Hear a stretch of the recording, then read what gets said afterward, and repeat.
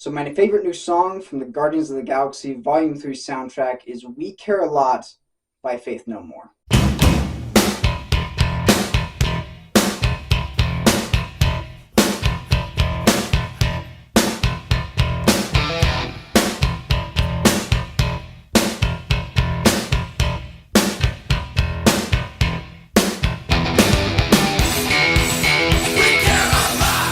The Guardians of the Galaxy Volume 3 has a fantastic soundtrack, as does both of the other Guardians movies, and that is one of many things that I really enjoyed about this particular outing from the Guardians of the Galaxy.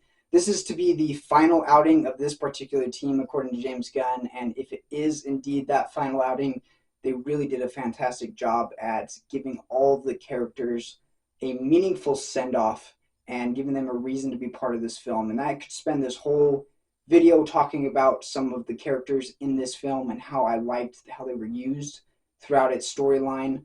But to keep this video a little bit short, I don't want to go over all of them. So instead, I want to talk about the two standouts for me. First of all, you have Rocket Raccoon.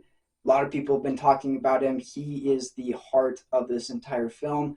Everything kind of revolves around him, his backstory, which is very emotional, by the way, really tugs at your heartstrings and gives you a lot of great motivation towards the villain and the mission that these characters are carrying out. So I really enjoyed that. I thought that they did a good job with that.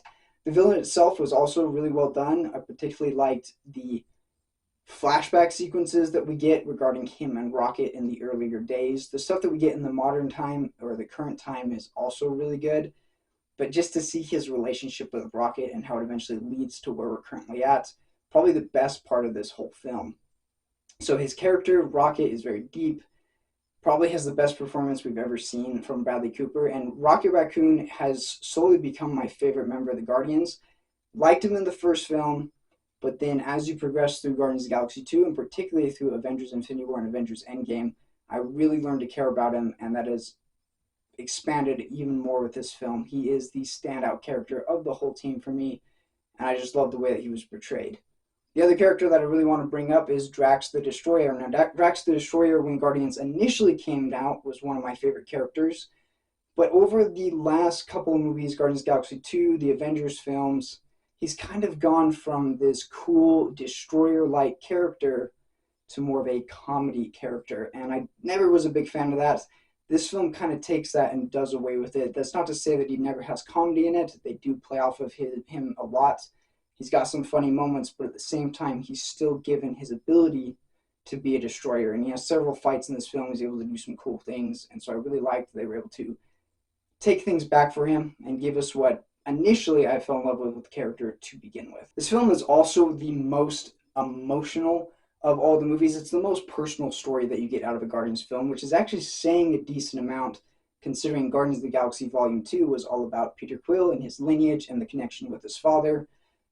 That one worked well. I like Guardians 2, but the way that they tell Rocket's backstory really just brings a lot more meaning to it, and it's a very impactful film. So actually, the more that I've thought about it over the last couple of days, the more that I've really loved this movie, and just the way that they showed his character development and the way that it shows how he transitioned from this scared raccoon to somebody who had friends, to somebody who loved, to somebody who began to distrust, to somebody who eventually was able to find that again in family. And it's just a really nice story to the point where he is such a well-developed character throughout his storyline. And I cannot wait to see what happens with the rest of the Guardians and how kind of things in this film play out to continue their storylines, if we do get more of them at all.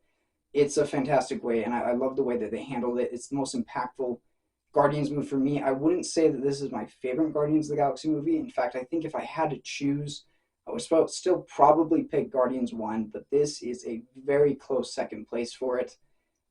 It just hits the audience in a different way. In many ways, it actually reminded me of Avengers Endgame, and the way that Avengers Endgame kind of had that impact on you, seeing the conclusion to some of your favorite Avengers with Captain America, with Iron Man.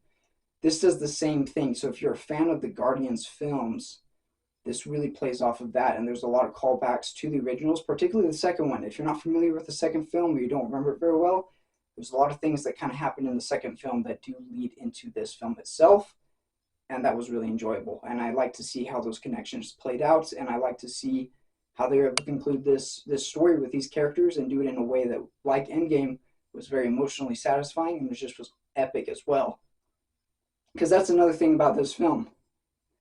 It's not just emotional, it's not just impactful, it's not just a good story, it's also just super entertaining. There's great little space battles, there's great hand to hand battles, there's a really cool sequence in a hallway that's kind of one shot fight. Totally awesome, plays a great song over it. Had a great time with this movie. It is a lot of fun. As far as cleanliness is concerned, this is probably one of the darkest MCU movies that's been made so far, and it's for sure the darkest of the Guardians of the Galaxy storylines. If you really enjoy and are an animal lover, you might have a hard time with some of the backstory to Rocket, because there is some scenes that involve animals and some things going on with them, so you may want to look for that. It's also got a little bit more of an intense and frightening images at some point. They're not very often, but there are a few parts that I think for younger viewers they might be a little bit freaky, and so you do have to watch for that. There's some swearing in it. This features the first F word of the MCU. It's only one part. It is noticeable, and if you actually have been watching any of the promotional stuff before this, you probably know where it takes place.